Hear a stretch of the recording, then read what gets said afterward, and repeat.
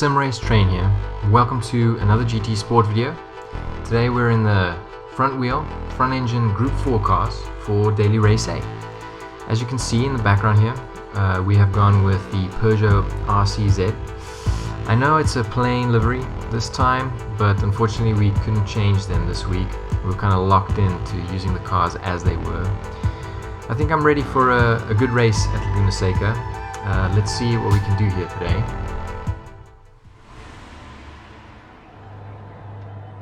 You might see us in the second row here behind the blue Volkswagen. We managed an okay qualifying time and ended up in third position on the grid. Turn 1 here can be pretty bad, especially with the whole grid start situation that we have, and it's exaggerated I think because of the double apex corner that's over there, so keep an eye on the craziness.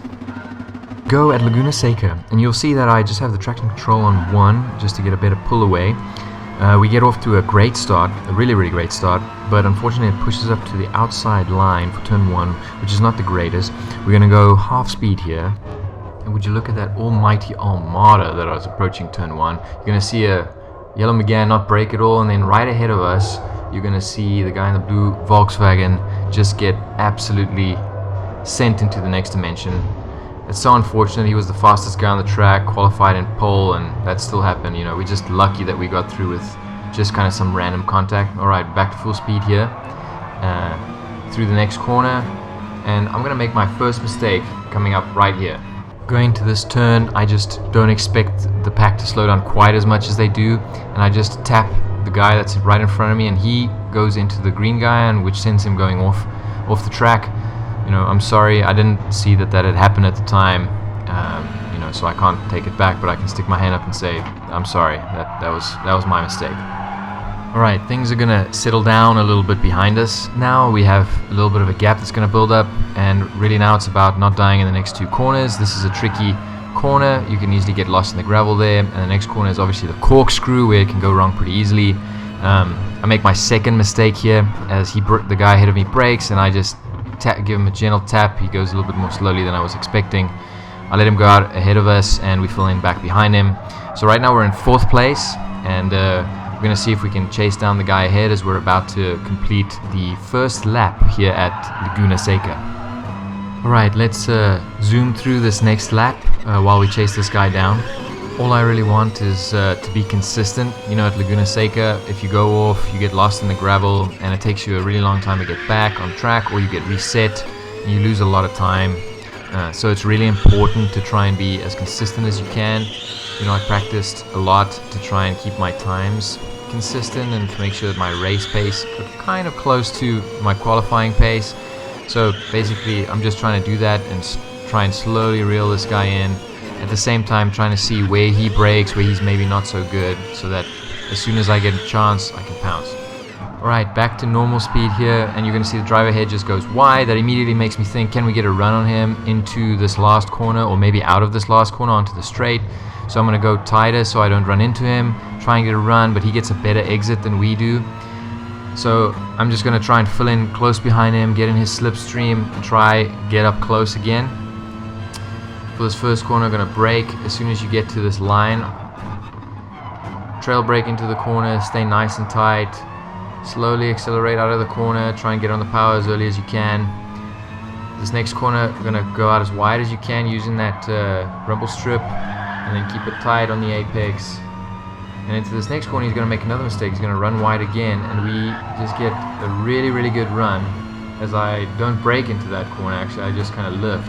We're going to get a great run. We're going to try pass him down into this hairpin. Great racing. He gives us great space. And we are through on the inside. Okay, so now we've got to focus on keeping this position. Let's nail our braking points and make it through the next 1.5 laps. So we're going to speed this up again just so we can get to the final lap, which is my fastest lap. And we'll use that as a lap guide to show my braking points and that kind of thing. Alright, let's get ready to do a great lap here at Laguna Seca. We're going to go on the start-finish straight, obviously full tilt full speed, try and use as little steering angle as possible going down the straight. And going down into this first corner is going to be a line on the right hand side of the road that you'll see coming up here in just a second. You're going to brake right at that line and then trail brake into the corner.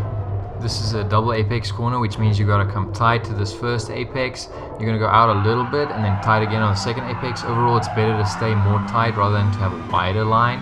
Alright, we're going to go down into the second corner, stay out wide, brake right here at the gravel color change, get your braking done nice and early into the corner, and then start accelerating gently as soon as you can. Alright, for this next corner, you're going to go out wide, there's going to be a lift, and then you're going to gear down into the corner, and then speed out through the exit to try and get as high top speed as you can down this straight. Alright, down here you're going to brake at the number 2 marker, trail brake into the corner, and then get on the power in a nice and controlled fashion to have a great exit so you can carry some good speed up this hill.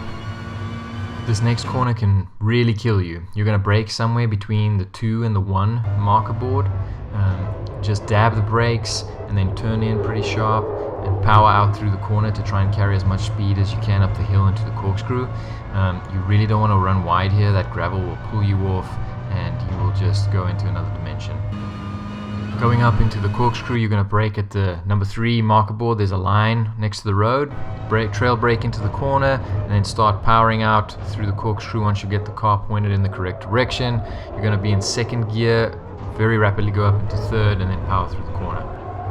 Coming up to the next one, stay wide, lift off the throttle, then power through once the nose of the car has been redirected to get a great exit. For this next corner, you're going to brake immediately after the number 2 marker board, brake in a straight line and then get to the lowest point in the road, apex, and get on the throttle.